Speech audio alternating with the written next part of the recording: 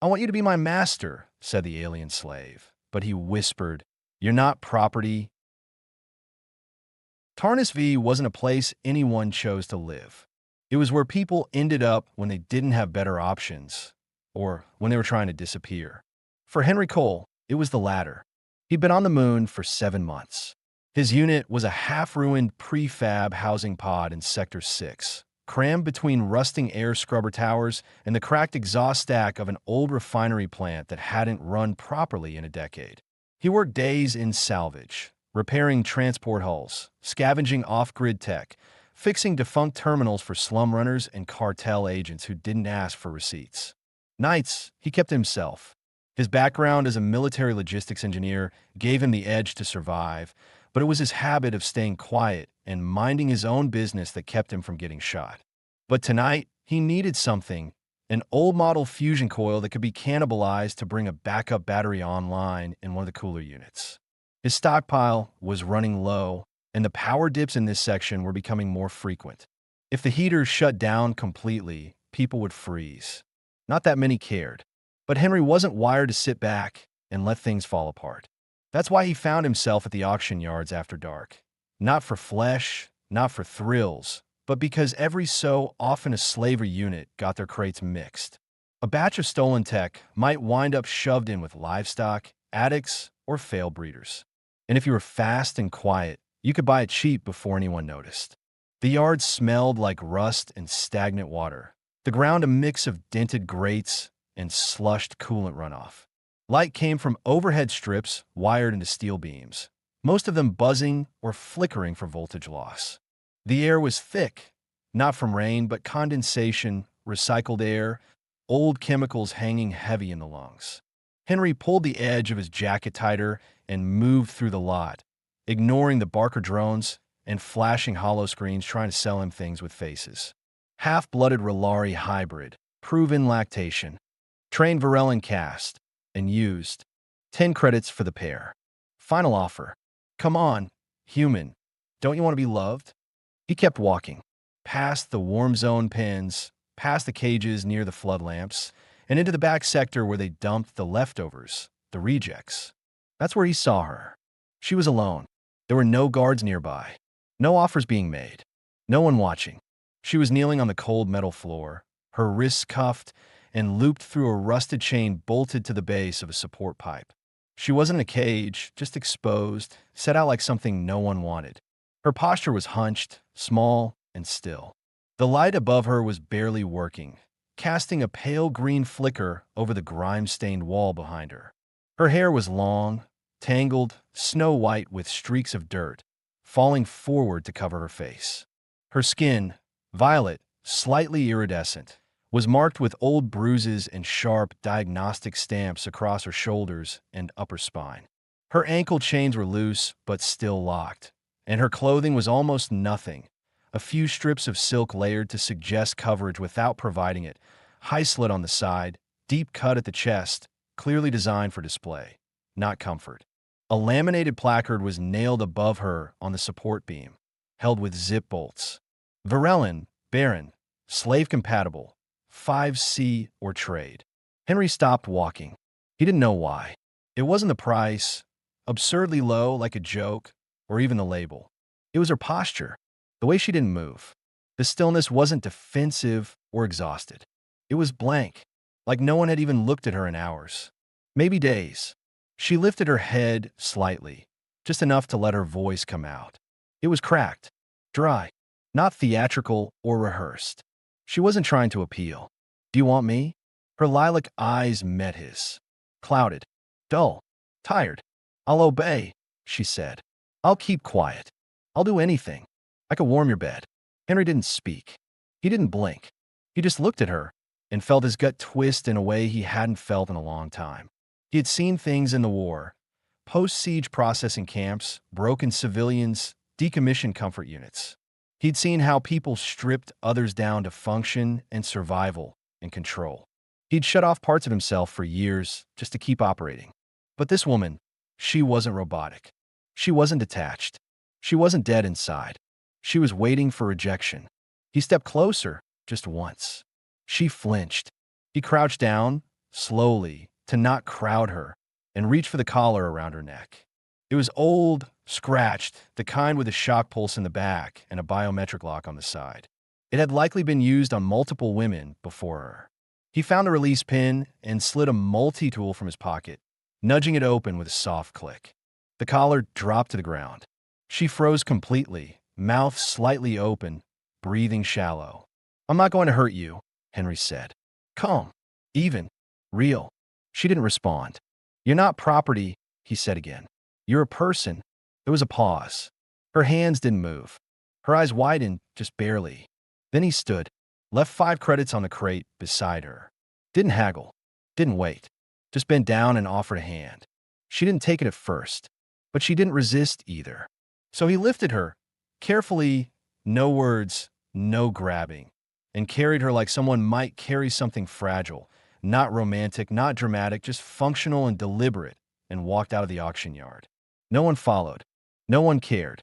Henry's quarters were small. Converted cargo pod. 1 bunk. 1 terminal. A portable generator and a secondary heat core. A cracked mirror and 2 clean towels. That was it. He hadn't brought anyone there in 7 months. She stood near the door, silent, waiting for instruction. "You can sit," Henry said. She hesitated. "You're safe here. You don't have to do anything." Still nothing. He pointed to the folded thermal blanket at the end of the bed. "That's for you. You can take the cot. I'll stay on the floor." Her lip quivered, almost unnoticeable. Then she whispered, "If I don't serve, what am I for?" Henry looked at her, really looked. "You're for living," he said. "You get to just be." She didn't know what to do with that.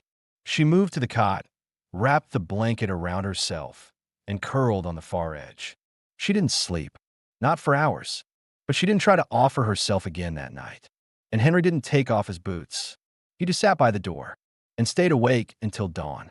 The heating unit coughed once during the early hours and dipped to borderline cold. Henry adjusted it manually, fingers working fast in the dim orange glow of the backup diode. The woman of a array, as he would learn later, hadn't moved since curling into the cot hours ago, but her eyes weren't closed. She lay stiff beneath the thermal blanket, hands gripping its edge like she expected it to be pulled away at any moment. Her breathing was quiet but too controlled. It wasn't sleep.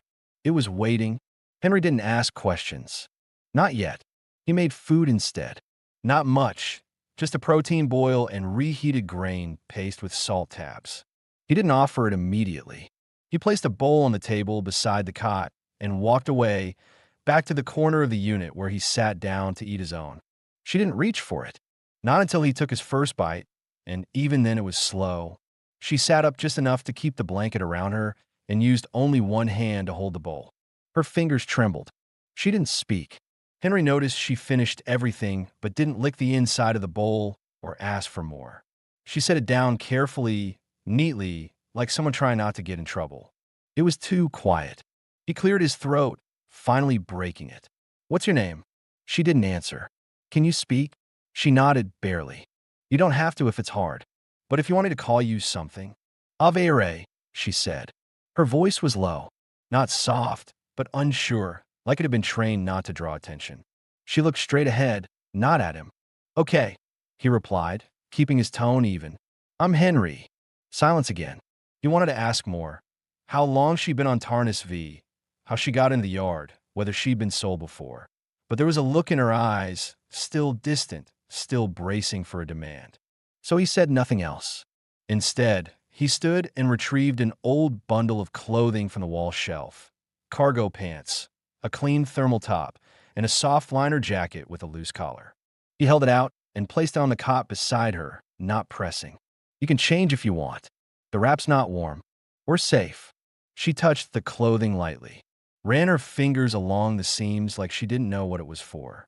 Then came a first shift. "Am I supposed to wear these for you?" she asked. "No," Henry said immediately. "They're for you. To wear. For warmth. Comfort." Her brow furrowed slightly. "But if I dress like this, won't you stop wanting me?" The silence that followed was heavier than anything said aloud. Henry's face didn't move much, but something in his jaw tightened. He turned away. "I don't want someone who doesn't want me back." That answer seemed to confuse her. She picked up the clothes, held them to her chest, but didn't move to change yet. He noticed her glance toward the corner of the room. No divider, no privacy. Just a cot and two walls. Henry stood, went to a storage unit, pulled out a foldable blanket sheet, and hung it from the ceiling rod across a makeshift bracket, creating a loose barrier around the cot. It wasn't much, but it was something. You can change behind that. No one will look. Avere waited until he sat back down, facing away, before she moved. He didn't watch. He heard the faint sound of metal clips unclasping, silk sliding across skin, fabric rustling, and the pause of hesitation before stepping into foreign clothes. When she emerged, she walked out barefoot, still holding the gold ankle chains. Henry looked up. She wore the pants and top, jacket unzipped, the sleeves too long on her arms. The chains hung from her hand, loose, almost like a question. "I don't know if I'm allowed to take these off," she admitted. Henry stood, walked over, held out his hand. She dropped the chains into his palm. He didn't say anything. He just placed them in the wall bin and locked it shut. When he turned back, she was staring at the cot, like she didn't recognize it anymore. That night, she still curled up with the blanket, but not at the edge of the bed. She took the middle, and she asked, just once before lying down, "Are you going to sleep on the floor again?" "I'm fine there." "Why?" "Because you need the bed." "But what if I want to stay useful?" "You already are," he said. "You're here. You're safe. That's enough." This time, she fell asleep. Not quickly, but her breathing shifted. Her fingers stopped clutching the blanket. Her mouth relaxed. And Henry, sitting just meters away, boots off now, leaning against the wall, finally allowed himself to rest with one eye closed.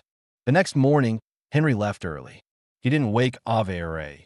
She was still asleep, curled on her side in the center of the cot, one arm beneath the blanket, the other resting over it, fingers slack. Her breathing was steady. She looked different.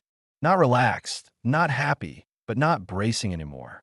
Like she hadn't expected to wake up in the same place she fell asleep, and now that she had, her body didn't know what to do with the stillness.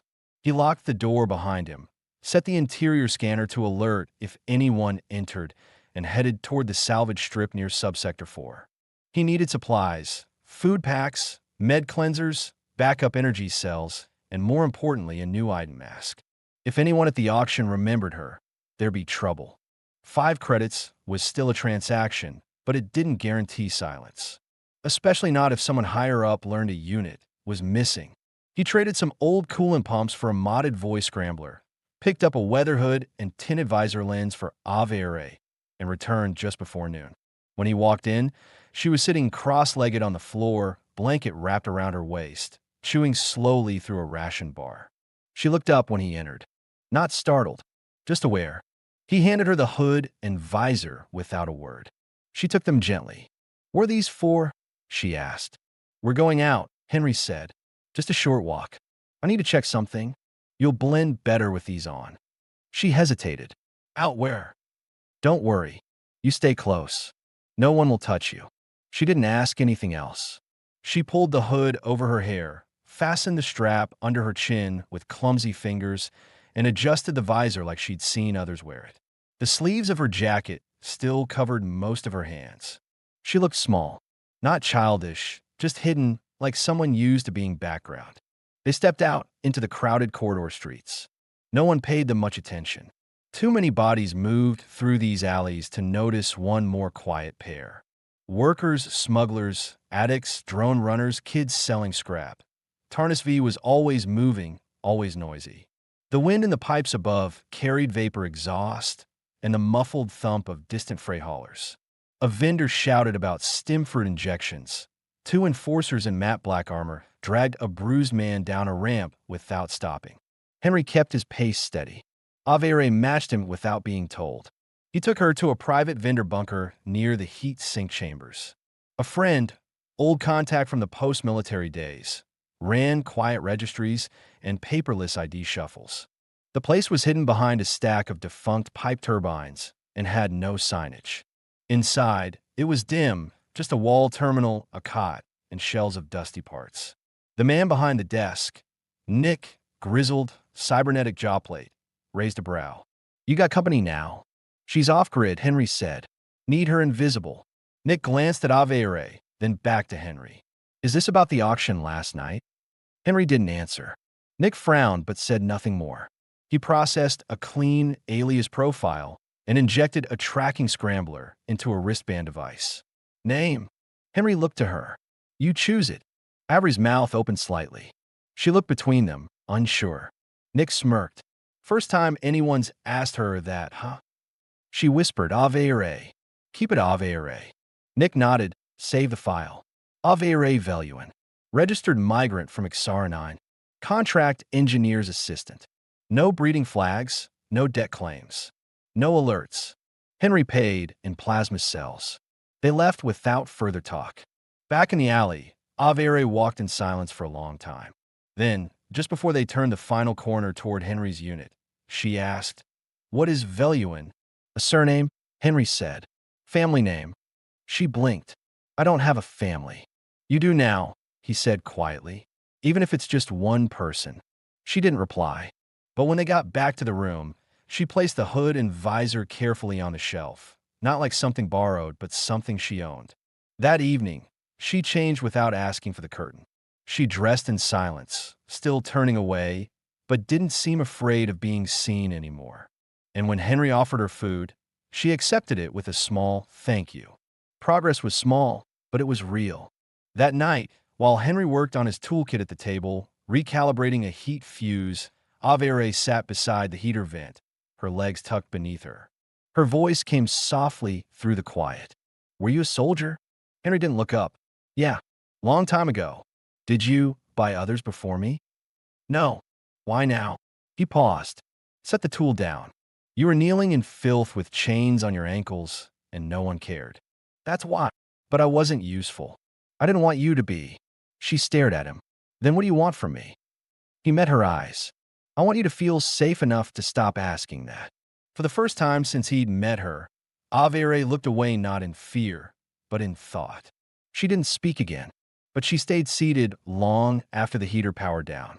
Other day started with a knock. Not a loud one, just 2 flat taps on the outer bulkhead panel. Henry froze mid-motion, his hand hovering over the heat calibrator. Ave was on the cot, still fully dressed, reading a datasheet Henry had given her on basic terminal use. She looked up immediately. Her posture changed. She went still in the way animals go still, like a reflex trained from experience, not logic. Henry stood silently, stepped to the wall, and checked the external cam feed on the terminal. 2 men, not from around here. Clean boots, no refinery soot on their collars, and no visible weapons, but their jackets were reinforced, armored beneath synthetic leather. More importantly, one of them wore a red patch on the shoulder, subtle, but recognizable to anyone who dealt in Black Zone commerce. Slaver tracking crew. Henry didn't open the door. He turned back to Ave and spoke low. You need to move. Now. She stood immediately. No questions. No panic. She understood that tone. He shoved aside the storage crate beneath the cot and revealed the hatch underneath, a maintenance shaft that led to the thermal undergrid. He had used it once during a fuel leak 2 months ago. It wasn't safe, but it was better than the front door. Get inside. Crawl straight until you hit the red pipe, then left. Don't stop. Don't make noise. She didn't argue. She crawled in fast, silent. He handed her a thermal pack and sealed the lid behind her. Then he returned to the door and opened it. The shorter man smiled like a used battery salesman. Evening, he said. You Henry Cole? Henry didn't answer, just stared. The taller man spoke next. We heard you picked something up from Sector 9 auction last week. A Varellan unit. No receipt logged. Henry kept his tone even. I paid. Dropped 5 credits on the crate. Problem is, the short one continued. Slave transfers require full registry submission and approval, especially if the buyer is human, especially if the product was flagged defective and not cleared for civilian ownership. You saying I stole her? No, the taller man said. We're saying you're in possession of illegal property. That's different. Henry's eyes narrowed.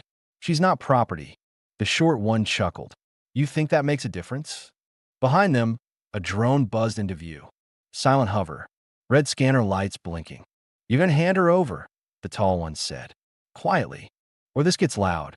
Henry glanced past them, into the corridor. No one else nearby. He nodded once. "Okay," he said, stepping back. They entered. The moment they crossed the threshold, Henry moved. His elbow slammed into the short one's throat, dropped him to the floor gagging. The tall one reached for a sidearm. Too slow. Henry drove a knee into his ribs, disarmed him in a twist, and hit him across the temple with the butt of the weapon. The drone moved in. Henry shot it mid-air, point blank. Sparks burst across the room. The drone dropped, twitching. A second later, alarms went off. He grabbed his satchel from under the bench, loaded it with ration packs, a nav beacon, and the forged ID. Then he pulled open the undergrid hatch. Avere. Now. She crawled up fast, face flushed, breathing tight, but steady. She didn't scream. She didn't cry. She was already moving. They ran. Out the rear conduit. Through rusted corridors thick with steam. Across vents where heat from old generators pulsed beneath the grates. The undergrid was endless, a twisting maze of maintenance walkways, disused furnace rooms, and narrow tunnels too low to stand in. Henry knew them all. He had mapped this route long ago, in case he ever needed to vanish. Now he wasn't alone. Avere kept pace. She stumbled once, caught her ankle in a floor seam, but she pushed forward, hard, jaw clenched, lips bloodless. Henry pulled her up when she slipped, held her by the arm. No time for questions. They emerged through a shielded gate into the black market strip of Sublevel 11. No cameras. No law. They hid in the back of a grease-stained noodle stall for 2 hours while sirens passed above and security drones scanned the main pipes. Henry didn't speak, but Avere did. Her voice cracked from cold and silence. They knew, "You're human." That's why they came. He nodded. They said, "I'm not allowed to be yours. That I'm illegal." "You're not illegal," he said. They just didn't want to lose their leash. "You didn't even get your money back." Henry looked at her. "I didn't buy you. I freed you. There's a difference." She blinked slowly, processing. Then, quieter, "Why are they allowed to sell women like me?" He didn't answer. Not because he didn't want to, but because there wasn't a clean answer to give. They moved again. Found a hidden compartment in an old water treatment tower. It wasn't warm, but it was dry and shielded from scanner sweeps. Henry blocked the hatch with scrap and pulled a thermal blanket over both of them. Avere lay beside him. She didn't touch him, but she didn't move away either. The tower creaked with every gust of wind funneled down from the upper sectors. Somewhere outside, far above them, drone engines murmured in slow circles. The security sweep had narrowed to Zone 5 by now. But down here, inside a corroded water regulation shell, behind a hatch welded shut from the outside, they were ghosts. It was the third night since the escape. The compartment was barely large enough for both of them to sit. Pipes crossed overhead in clusters. The smell was a mix of oxidized water and old wiring. Henry had fashioned a makeshift insulation pad from stripped thermal panels and layered cloth beneath it. It wasn't warm, but it held heat better than the raw floor. They shared the last of the ration bars, chewing in silence. Avere didn't speak much anymore, not because she was afraid, but because she was watching, studying. Every word Henry said, every choice he made. She wasn't blank like before. She was aware now, alive behind her eyes. And she was thinking. She shifted beside him, adjusting the blanket over her lap. Her arm brushed against his. She didn't pull away. Henry didn't move either. Eventually, she broke the silence. "You didn't run when they said I was illegal." He looked at her. "No, you hit them. You risked everything. They were going to take you back." She nodded slowly. Then, without meeting his eyes, "Most men wouldn't have cared. I'm not most men." A pause. "Do you think I'm broken?" she asked. "No, even though I was made to serve." "You were made to survive," he said. "That doesn't mean you owe anyone your body." She went still again. Then, "But I don't know how to do anything else." He looked at her, not pitying, steady. "You're already doing it. You're choosing, thinking, asking." She leaned her head back against the cold wall, eyes closed. mouth parted slightly as if trying to let the words settle without them hurting. I still feel like I should offer myself. I don't know why. Even now, Henry's voice stayed calm. Firm. You don't owe me anything. She turned toward him. Her face was half lit by the glow of the backup lantern. But I want to. Henry didn't speak at first. His eyes searched hers, tried to read what kind of one she meant. Fear or freedom, habit or hunger. But Ave didn't look away. She didn't flinch. Her expression wasn't uncertain anymore. She had made a choice. Still, he asked, Are you sure? Yes, she said, quiet but firm. Because it's me deciding, not someone else. Henry leaned in slowly, giving her every second to change her mind. She didn't. Her breath caught, but it wasn't fear. It was anticipation, maybe even disbelief. She tilted her head up, just enough. Their lips met gently. No rush, no force, just contact. Warm and steady. A long, quiet press of mouths. Her fingers reached up to touch his jaw like she wasn't sure he'd stay if she didn't. But he stayed. When they pulled apart, she breathed his name for the first time. Henry. He pressed his forehead to hers. You don't have to do more. I want to, she whispered again. Her hands trembled slightly, but not from fear. I want to feel real. He let her lead. She kissed him again, deeper now. Her body shifted, moving to straddle his lap beneath the blanket. She was warm, her skin flushed. She touched his chest through his shirt, unsteady at first, but growing more confident as his hands gently steadied her hips. They undressed slowly, piece by piece, quietly, with no need for words. She removed the thermal top herself, then paused, watching his reaction. He looked at her like she was sacred, not because of what she was offering, but because she chose to offer it. He kissed her again, her throat, her shoulder, her collarbone. Her breath grew uneven. He moved with patience, letting her guide the pace. She clung to him tightly, not to survive, but to feel, to take ownership of every second. And when they joined, bare skin to skin, bodies pressed together under a ragged thermal blanket inside a forgotten corner of a decaying tower, it wasn't about power or protection. It was about presence. Ave Ray moved against him, soft moans catching in her throat, her fingers locked in his hair, her voice breathless and real as she whispered his name over and over.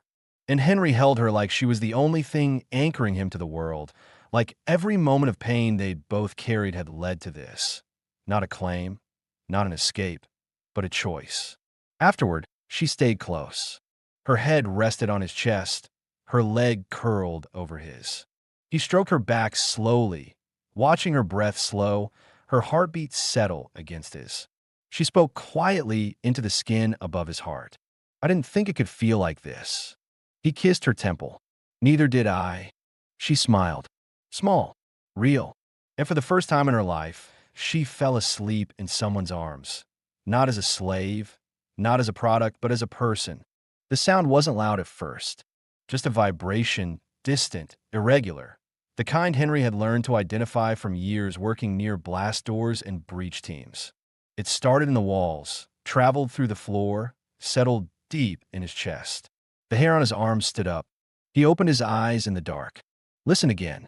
Another thump. Closer. Sharper. He sat up.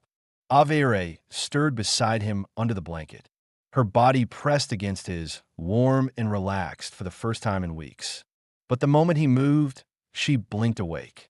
Years of conditioning didn't sleep as deeply as the heart. She heard it too. They found us? She whispered. Yeah. He was already reaching for his boots, pulling the satchel to him, checking for everything. Their ID beacons, the forged documents, the transponder key for the dock. They must have traced the tower's power draw, he muttered. Or they bribed someone on the sweep team. She sat up fast, still shirtless under the thermal layer. No shame. No questions. She reached for her clothes immediately. How long? 5 minutes. Maybe less. The thumping turned into pounding. Metal on metal. Steel welded seams shaking under focus pressure. She had her jacket on before he finished the sentence. They didn't say goodbye to the place. It wasn't theirs. Just another hiding place on a long list of nowhere. Henry led her down the back tunnel first, through a drain shaft and into the lower corridors of the decommissioned venting system beneath the old furnace fields. He had mapped this path weeks ago. It was tight, wet, and the walls sweated with years of gas residue. But it was untraceable to scanners if you moved fast and didn't speak. Avere stayed close, her breathing controlled, hands gliding along the pipe wall for balance. Her footfalls were silent. Her old instincts of obedience survival had changed. She wasn't running behind him anymore. She was running with him. Left, he called quietly. They ducked into a fractured waste tunnel. The floor dipped here. Henry jumped first, landed ankle deep in chemical slush. He turned, helped her down. She slipped, caught herself on his shoulders. They paused for half a second, faces inches apart. No words. Then came the sound that shattered the calm. A drone burst behind them. The sharp, high-pitched scan of a military-grade seeker unit. Move! They sprinted, through tunnel after tunnel, up rusted ladders, past long-dead service nodes and melted cable lines. At one point, Henry stopped her against the wall, pulled her into shadow as two dark-suited slaver operatives passed by an open grate above them. She didn't breathe, didn't tremble, just waited. They moved again. She began to lag slightly, her legs scraped and bleeding from a fall during a low pipe scramble, but she said nothing. When Henry noticed the limp, he stopped. "I can keep going," she said through gritted teeth. He crouched fast, pulled a compact salve injector from his pack, and sprayed the wound clean. She hissed, but didn't flinch. When he wrapped the joint in fabric, her fingers touched his cheek lightly. "You're shaking," she said. "So are you." "I'm not afraid this time." Henry looked up at her. The way her eyes focused. Clear, grounded, real. Neither of them said what they were thinking. They moved again, side by side. Eventually, the trench broke open into Dock District H. They climbed a drainage scaffold and emerged behind an old utility lift, coming out on the loading tier facing the sky. Black and violet, full of engine trails and heat distortion for the reactor towers beyond the city. That's when they saw it. The ship, a short-range hauler, heavily modified, matte black plating, fusion drives lit, side hatch extended with magnetic clamps deployed. And standing on the ramp was a tall woman in segmented armor, scar across her jaw, holding a suppressor rifle like it was an extension of her spine. "Cole," she barked over the comms. Henry raised a hand. "You're early. Be grateful. This cost me a smuggler's lane and 2 favors. Get us out." Avere was looking at the ship. She didn't move. Henry grabbed her hand. "Come on. We made it." But her body had frozen. She stared at the ramp, at the open hatch, the freedom, the choice. "I'm not supposed to make it," she whispered. "You did. I don't know what to do up there. You'll figure it out." She looked at him then. Her voice shook. "I'm afraid to not belong to anyone." Henry stepped closer, pressed his forehead against hers, just like he had in the tower. "You belong to yourself," he said. "But if you want me there with you, I will be." She blinked once hard. Then she kissed him, not out of fear, not for survival, because she chose to. They ran the last stretch together. Shots rang out behind them as slaver drones arrived on the tier. 3, maybe 4. One fired. Sparks exploded at their feet. Henry pushed her ahead, took a hit to the shoulder, but kept going. The ramp began to lift as they jumped. He threw his weight behind her, pushed her inside. The armored woman pulled them both through and sealed the hatch. The ship surged upward. Tarnus V fell away below them, dirty, burning, forgotten. Inside the ship's central compartment, Henry sat on the floor, shoulder bleeding, jaw tight. Avere leaned against him, holding gauze to his arm. Her fingers weren't trembling anymore. She looked down at his hand. Their fingers touched, interlaced. "Are we safe?" she asked. He nodded slowly. "Yeah, for now. I want to stay with you." "You already are." She looked toward the viewport. Out there, past the layers of orbit, was a new system. A quiet one. The pilot had called it Varos 3. No slave networks, no caste control, no laws about who you could love. Henry closed his eyes briefly, then opened them again. Her head rested against his good shoulder. They didn't need more words. They'd survived. Together. And this time, no one could take her back. They arrived on Varos, 3 under false identities and buried pasts. The world was quiet. Nothing like Tarnis V. No drones, no neon slums, no brandebacks. Just long stretches of salt air, rust-colored stone houses dug into canyon cliffs, and valleys where the wind carried only birdsong and the crackle of heat from solar stills. It was a place people went when they didn't want to be found, or when they were tired of being owned. Henry used the last of his savings to buy an abandoned storage dome near the southern ridge. It wasn't much, a single structure with reinforced walls, a collapsed skylight, and a solar generator that needed 3 days of coaxing to function. But the roof didn't leak. The floor was real ground, and no one asked questions. They spent the first weeks rebuilding it. Together, Henry fixed the wiring and retooled the vents. Avere cleared the dust, reinforced the supports, and learned how to calibrate the water purifier. She asked questions constantly, not out of fear but curiosity. What is this for? Why does the temperature gauge stutter? What happens if I burn the rice? She made mistakes. Once she oversalted an entire meal and tried to throw it away. Henry ate it anyway, said it was aggressively flavorful. She laughed, actually laughed. That was the first night she kissed him again. Not out of tension, not out of relief, just because she could. And that night, they made love again, slow, steady, without rush or doubt. Her hands moved across his skin like she was memorizing it. Her breath caught, not from hesitation, but from being seen. Henry whispered her name over and over as they held each other beneath a heat lamp and a blanket that smelled of smoke and sun. She whispered something back. I feel real when I'm with you. Avere started planning things. Not because she needed to. They had sent food in crates and dry rations from the market in the northern ridge, but because she wanted something alive around her. She had never touched soil before, not outside of punishment cells. She didn't know plants could smell sweet. She grew sunleaf and bitterroot and sky thistle. She learned how to bind a wound with a shredded leaf poultice. She taught Henry how to dry herbs. And sometimes, after working in the heat, she would strip down to just the tank top and shorts she'd claimed as her own. Not to please, not to seduce, just because she was hot and free and didn't care who looked anymore.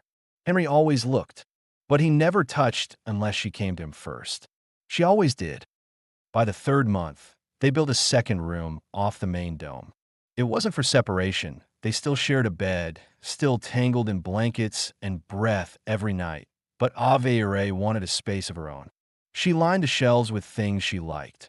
Old lenses, a polished rock she found on the ridge, a handmade carving of the ship that saved them. She found an old mirror, cracked and dusty, and cleaned it until she could see herself. She looked at her reflection for a long time.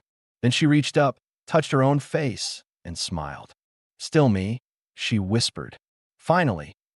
It was after one of the rare rainstorms, when the red hills bloomed with pale flowers, that she came to him quietly, sitting beside him on the stone steps of the ridge house. Her hand slid into his. I have something to tell you. He turned. Yeah. She looked nervous, not scared, but full of something too big to hold in. I think I'm pregnant. The world paused for a second. Just the sound of the wind. Just their breath. Henry blinked. Are you sure? She nodded. My body feels different. Warm. Heavy, but not bad. I don't know the words. But yes. She looked down. You didn't ask for this. If it's too much, I understand. He didn't let her finish. He wrapped his arms around her, held her tight. It's not too much, he said. It's everything. She buried her face into his chest. I was made to be used. But this child, it's not from that. It's from us. He pulled back gently and looked into her eyes. It's ours, he said, because you chose me, and I chose you. She nodded, tears running down her cheeks. I don't feel like a slave anymore. You never were, he said. You just forgot.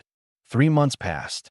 The red hills of Varos, 3 turned pale gold under the dry season, and the nights grew cooler. Inside their solar-heated home, Avere walked barefoot now, without hesitation, no longer flinching when the floor creaked, no longer asking permission before touching, eating, laughing. Her hair had grown longer, tied back in a loose braid most days, and her skin had regained a healthy glow. Not engineered shine, but warmth. She still worked the garden, though the heat made her slower. Henry noticed. She got winded faster. She rested more. Her appetite changed. One morning, she woke up before him, already sitting at the edge of the bed, palms flat on her thighs, staring ahead as if trying to decide something too big to hold in. When Henry stirred, she didn't move. He sat up behind her and placed a hand on her back. Avere.